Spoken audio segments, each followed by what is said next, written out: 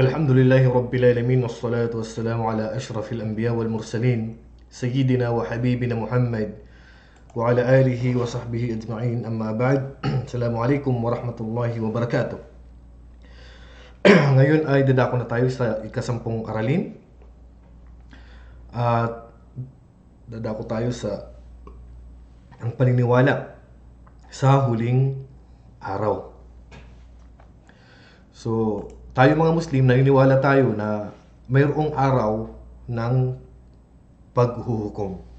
Kaya nga hindi tayo nakakagawa ng masama kasi naniniwala tayo sa kabilang buhay ay pagbabayaran natin to.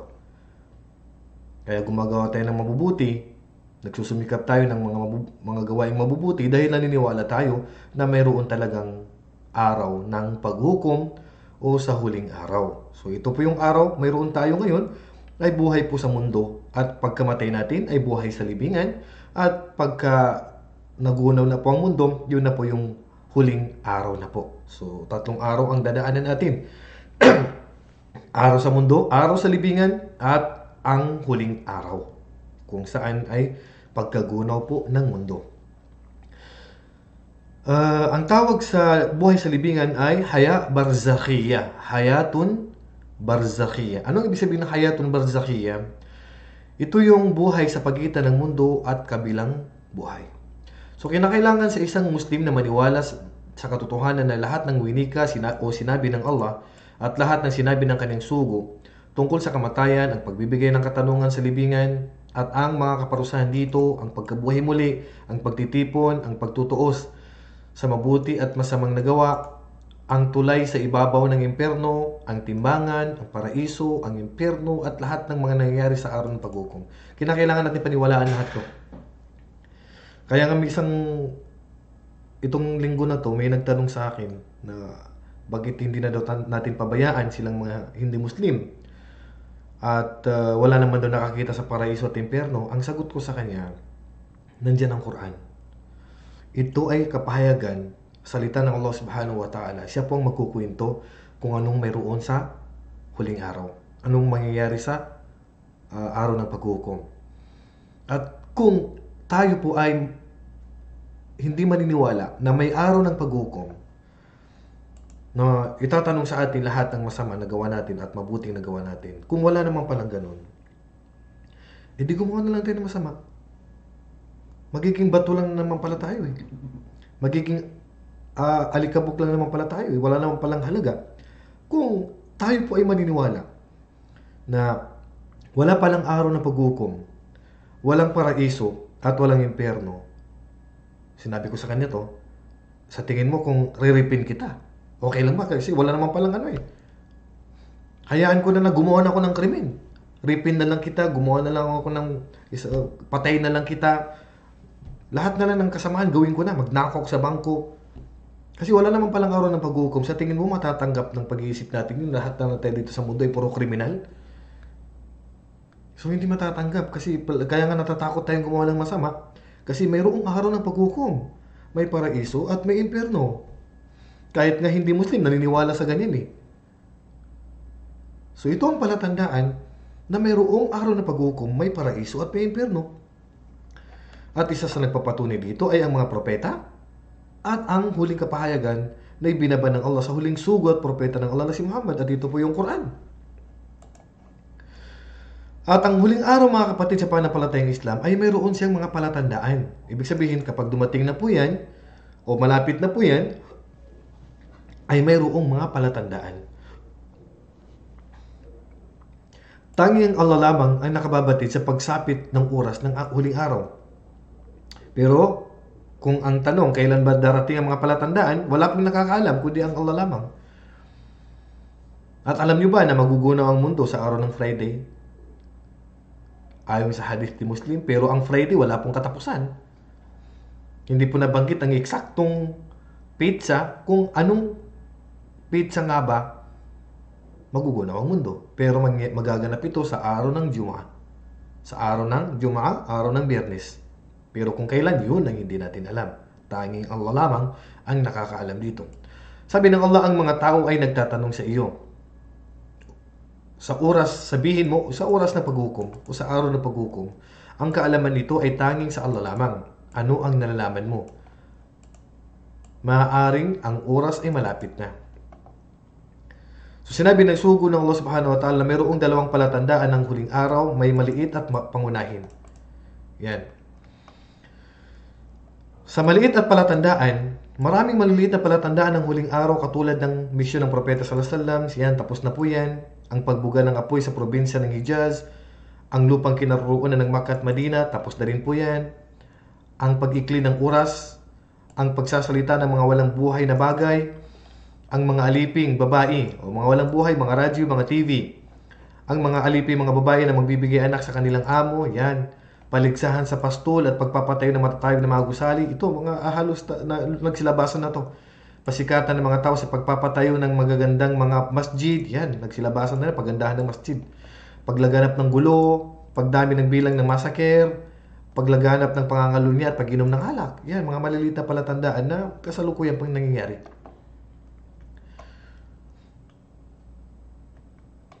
Pupunta tayo ngayon sa major sign. So dito sa maliliit na palatandaan, napakarami yan. At mayroong tapos na, mayroong pang kasalukuyan na nangyayari, yung paghahanap buhay ng mga babae, isa yan sa palatandaan na mga babae ang silang maghahanap buhay na. Ang patuloy na pagdami ng mga babae kaysa lalaki. Yan. Isa yan sa mga palatandaan ng pagkagunaw ng mundo, pero maliliit na palatandaan lang po. Magiging maamo na yung mga hayop, na mga bababangis, at marami pang iba. So mayroong nangyari na noon, mayroong kasalukuyan nangyayari, at mayroong hindi pa nangyayari na maliliit na palatandaan. Pero mayroong mga pangunahin, mga malalaking tanda na magugunaw na ang mundo. Pagka nakita natin ang 10 na ito. Una, ang pagdating ng Dajjal, bulaang Misaya. Ang impostor na mag-aangkin bilang Diyos. Si Dajjal, ang pinakasinungaling sa lahat ng sinungaling, si Dajjal.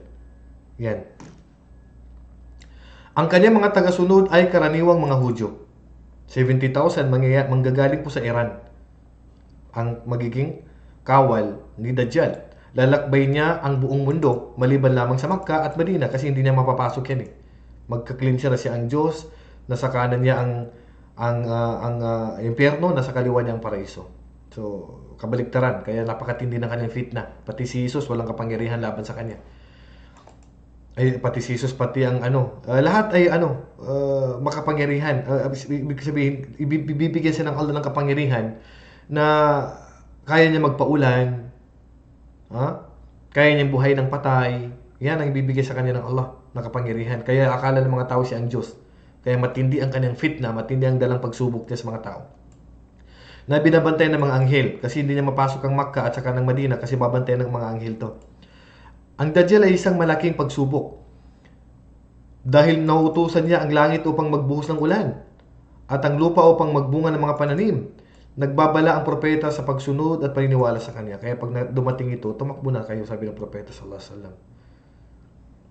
At yung kabilang mata niya ay bulag. Yan. Ayon sa ibang kwento na ang isa lang ang kanyang mata at sa kanyang noo ay may nakalagay na kafir, hindi mananampalataya. Nakikilala siya agad ng mga mananampalataya na siya ay bulaang propeta. Yan. Si Dajjal, mga kapatid, ay ayon sa hadith ay nandito na po siya sa mundo pero hindi natin alam kung nasaan siya. Pangalawa, ang pagbaba ni Isa alayhisalam mula sa langit patungong Damascus. Yan po. Bababa po siya sa puting tower dyan po sa Damascus. Papatayin niya ang Dajjal. So ang pagbaba ni Jesus bilang tao na lang at susunod kay Muhammad, hindi bilang propeta. Kasi ang huling sugat propeta ng Allah ay si Muhammad sallallahu alaihi wasallam at wala na pong huling sugat propeta. Kaya ang pagbaba ni Jesus ay bilang tagasunod na ni Muhammad. Normal na tao na lang siya.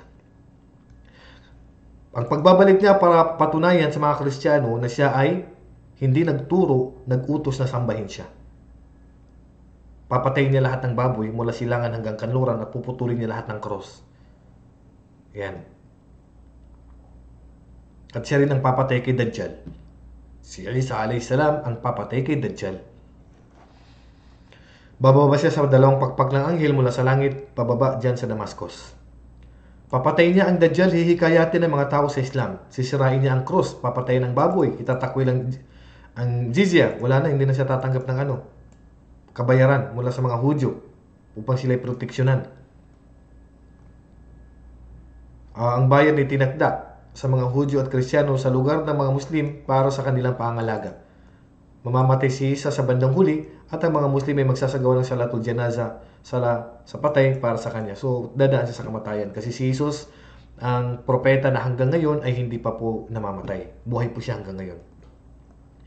At ang pagbabalik niya ay bilang pagpapatunay na hindi talaga siya Diyos, na dapat nasampahin o hindi po siya anak ng Diyos. Pangatlo, ulitin ko, si Isa alayhi salam, siya ang makakapatay kay Dajjal. Hahabulin niya si Dajjal at siyang papatay sa kanya. Pangatlo na malaking tanda na magugulo na ang mundo, ang paglitaw ng Ya'juj o Ma'juj, Gog and Magog. Ang dalawang dambuhalang taong bansa na mag-ahasik ng pagkawasak sa mundo, si Isa at ang mga mananampalataya na nasa kanilang taguan ay mananalangin sa Allah upang wakasan ang mga tao na. Wakasan ang mga ito at sila ay pakinggan ng Allah. Actually, itong Ya'juj o Ma'juj, walang kakayahan si Isa alayhi salam na labanan ito. Kaya nga siya ay tatakbo na lang sa taas ng bundok. Kasi talagang makapangyarihan ang Ya'juj o Ma'juj at napakadami nila. Napakadami nila. At ayon sa hadith na ito ay mga tao rin. Itong dalawang tribo na ito ng Ya'juj o Ma'juj ay angkan ni Adan. At sa sobrang dami nila, hindi mamamatay ang isa sa kanila maliban makita niya ang kanyang apo na ang dami ay 1,000. Sobrang dami, subhanallah. Sobrang dami nila. Ibig sabihin, hindi sila mamamatay. Yung isa sa kanila, saka siya mamamatay, makita niya muna ang dami ng kanyang apo ay 1,000. Pagka umabot na ng 1,000, saka darating ang kanyang kamatayan. Subhanallah. Ganun kadami. At mapupuno nila ang mundo. At lahat kakainin nila. Wala silang ititira. At kapag sila ay napadaan sa isang isla, iinumin nila yon. Matutuyuan ng tubig ang isla, and then may susunod na naman na grupo at magtataka sila, wala ng tubig yung isla. Kasi alam nila, may nauuna sa kanila na isang grupo ng kagaya nila. So ganyan sila, subhanallah. Pati si Isa alayhi salam na papatay kay Dajjal, walang laban dito sa Ya'juj o Ma'juj. Wawasakin nila ang mundo. Itong mga Ya'juj o Ma'juj. Kaya ang magagawa lang ni Isa alayhi salam ang manalangin at magpapadala ang Allah subhanahu wa ta'ala ng maliit na uod na mula sa ilong ng tupa, yun ang kakain sa kanilang utak. Yun lang. Napakaliit na bagay ang papatay sa kanila. Kahit gaano pa sila makapangyarihan. Pang-apat, actually itong Ya'juj o Ma'juj nandito na rin sa mundo ito. Ito po ay mababasa natin sa Suratul Kahf. Nilagyan sila ni Dzulqarnain, si Haring Dzulqarnain, ng harang sa atin para hindi po sila makalabas dito sa mundo. So sa kapahintulutan ng Allah, ay pahintulutan na sila makalabas dito at maghahasik na sila ng lagim at wawasakin na nila itong mundo. Pang-apat, ang paglitaw ng halimaw ng lupa ilang sandali bago ang huling araw. So mayroong halimaw, napakalaking hayop mga kapatid. Ito ay magkikipag-usap sa mga tao at magbibigay babala sa kanila tungkol sa pagsapit ng mga kaparusahan at pagwawasak. At itong malaking halimaw ang na to. Hindi rin nabanggit kung anong kwan niya, ano ba talagang hayop to. At kapag ang hatol ay naipataw na laban sa kanila, maglabas kami ng isang halimaw mula sa lupa upang magbigay babala na ang mga tao ay nag-aalilangan tungkol sa aming mga tanda. Ang pagsikat ng araw mula sa kanluran. Okay, so itong halimaw na ito ay tatatakan niya yung mga noo ng mga non-Muslim. Maglalagay siya ng tatatakan niya ng kafir. So makikilala na ng bawat isa yung kanyang kapwa. At tawagan na sa time na yan, kafir at mu'min na, hindi na po tatawagin sa pangalan. Mananampalataya. Hindi mananampalataya, bumili ka na dito. May mga tatak na sila sa noo na sila ay kafir. At pagsikat ng araw mula sa kanluran, kapag sumikat na yung araw mula sa kanluran, yan po ay hindi na po tanggap ang ating pagbabalik loob. sa Allah subhanahu wa ta'ala. Sa pagkakataong ito, lahat ng mga hindi Muslim ay magpapahayag ng kanilang paniniwala sa Allah, subalit ang lahat ay huli na. Dahil ang paniniwala sa sandaling ito ay hindi na makakatulong sa taong hindi naniwala noong una, o di kaya ay pakinabangan ang kanyang paniniwala. At may iba pang mga palatandaan na ipinahiwatig ng sugo ng Allah na nasaad. So dito sa librong ito ay hindi nabanggit yung mga natitira na tanda na malapit ng magunaw ang mundo. So inshallah, matalakay din natin ito, ang mga tanda na malalaki na pagka lumitaw na ito ay ibig sabihin ay malapit na po magunaw ang mundo. At ang major sign o malaking tanda na magugunaw na ang mundo ay 10 po yan. So ang nabanggit lang po dito sa inyo ay 5 lang. 5 lang po ang nabanggit dito sa inyo. At ang ilan sa mga hindi po nabanggit dito po sa libro natin ay ang paglabas ng usok na mapupuno po ang kalangitan at kalupaan. Ito po ay mararamdaman. Ito po ay mararamdaman ng mga hindi Muslim. Oo, mahihilo sila. Sa atin ay parang sipon lang ito. Pero sila ay mahihilo sila sa paglabas ng usok na ito. At ganun din, ang pagkakaroon ng tatlong tinatawag natin na eclipse. Yan, magkakaroon ng malaking eclipse, ika nga, sa silangan, sa kanluran. Yan ang isa sa mga major sign na tanda na maguguno na po ang mundo. Pero inshallah, darating tayo sa pagtalakay sa mga bagay na ito dahil ang libro nyo ay hindi po niya binanggit ang kaugnay sa mga bagay na ito. Okay? So ngayon, ay dadako na tayo sa araw ng pagkabuhay na muli. Yan. Ang mundong ito ay magwawakas sa pamagitan, ibig sabihin mangyayari na yon, pagka lumabas na mga yon, ay dito ay maguguno na po ang mundo. So ang mundong ito ay magwawakas sa pamagitan ng unang pag-iihip ng trompeta, isinilarawan ng Allah. So ano pong sinabi ng Allah? Wa nufikha fis suri fasa'ika man fis samawati wa man fil ardi illa ma sha Allah. Thumma nufikha fihi ukhra fa idahum qiyamun yanzurun. وأشرقت الأرض بنور ربها ووضع الكتاب وجيء بالنبيين والشهداء وقضي بينهم بالحق وهم لا يظلمون.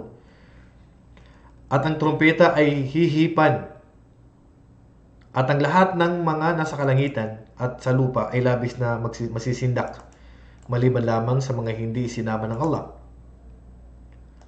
At ito ay hihipang muli sa ikalawang pagkakataon, at pagmasdan sila ay magsisipagtayo na nakatingin sa mga kagimbal-gimbal na pangitain ng araw na ito. So, subhanallah. Sa una, mamamatay lahat. Sa pangalawa, mabubuhay lahat at magbabangon tayo sa ating mga libingan. Wala na, talagang araw na ng paghuhukom yun. Maglalakad na tayo mula sa ating mga libingan. Lahat ng tao mula noon, mula kay Adan hanggat sa kahuli-hulihang tao ay magsisilabasan sa kanilang libingan at maglalakad. At ang mundo ay magliliwanag ng tanglaw na mula sa kanyang Panginoon. At ang mga tala ay lalantad. Yan, makikita na natin kung ano yung mga ginawa natin na masama at mabuti. At ang mga propeta at mga saksi, mga anghel na nagtatala ay ihaharap. At ang sangkatauhan ay pantay na hahatulan at hindi sila madadaya. Ang mga tao ay babangon mula sa kanilang mga libingan na naguguluhan. At sila ay titipunin sa isang lugar na tatagal ng isang araw ay katumbas ng 50,000 taon, mga kapatid. Imagine, isang araw lang yun, pero katumbas ng 50,000 taon. Nakahubad, walang sapin sa paa, at hindi tuli. Balik tayo sa pagkabata, ika nga. Wala lahat, walang tsinelas, walang suot, wala lahat. At naghihintay ng hatol ng Allah subhanahu wa ta'ala, walang inom o makain lamang. Sa araw na yun, napakatindi ng kalagayan natin. Walang brief, walang panty, mga lalaki hindi tuli, wala hubot-hubad, Walang tsinelas, napakainit ng araw, yung araw bababa yan, mas malapit na sa atin yan. Lalangoy na tayo sa ating mga pawis, depende sa ating kasalanan. So si Aisha radhiyallahu anha, nalungkot siya, ya Rasulullah, paano na yung mga babae?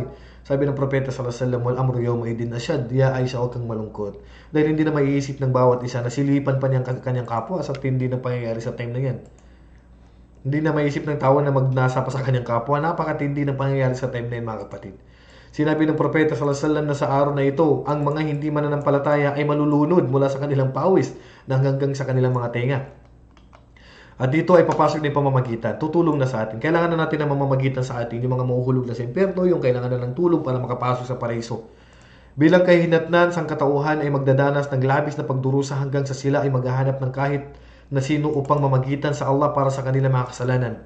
Pupunta sila kay Adan. So, iikutin ng mga tao upang pumula kay Adan. Tapos hingi ng tulong si Adan ay tatanggi. Then pupunta kay Noah. Si Noah ay tatanggi rin. Then pupunta kay Abraham, tatanggi rin. Kasi iikot tayo eh. Maghanap tayo ng sino makakatulong sa atin. Magdadahilan din, tatanggi. Din pupunta tayo kay Musa alayhisalam, tatanggi rin. Then pupunta tayo kay Jesus, kay Isa alayhisalam. Ganun din, tatanggi rin siya na mamagitan at tutulong sa atin. Hanggat sa ituro na nila ang huling sugat propeta ng Allah subhanahu wa ta'ala.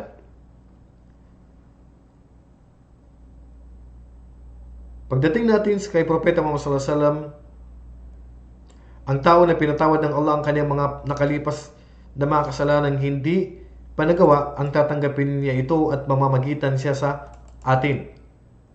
So, mamamagitan siya sa atin ng Allah subhanahu wa ta'ala at magsisimula ang Allah sa pagtutuos ng mga ginawa ng kanyang alipin.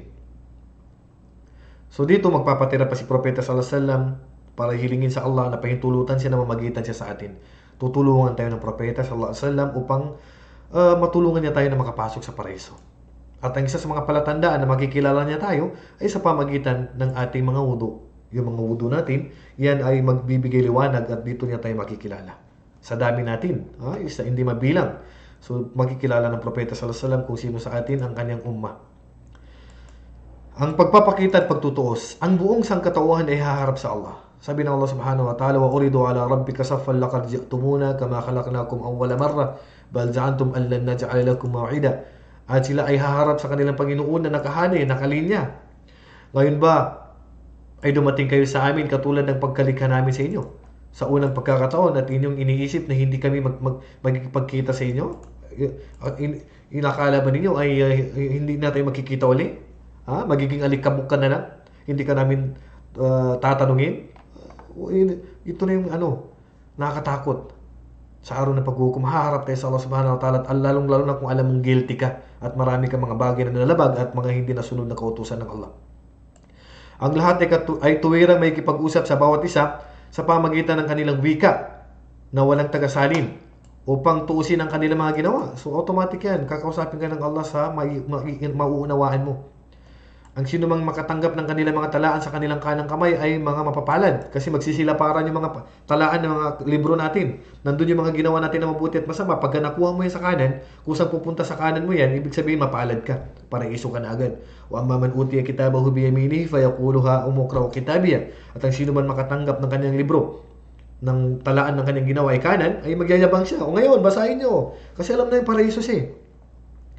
Pero ang sino mang makatanggap ng kanyang tala sa pamagitan ng kanyang kaliwa o kaya ilalagay niya yung kanyang kaliwa sa likuran para itaas yung kamay niyang kanan para doon mahulog yung kanyang libro, dadayain mo pang Allah subhanahu wa ta'ala sa araw ng paghukom. Yung kaliwa niya ilalagay niya sa likuran at yung kanan tataas niya ganyan. Yung libro pupunta sa likuran niya yun. Meron pa rin mandaraya sa time na yan.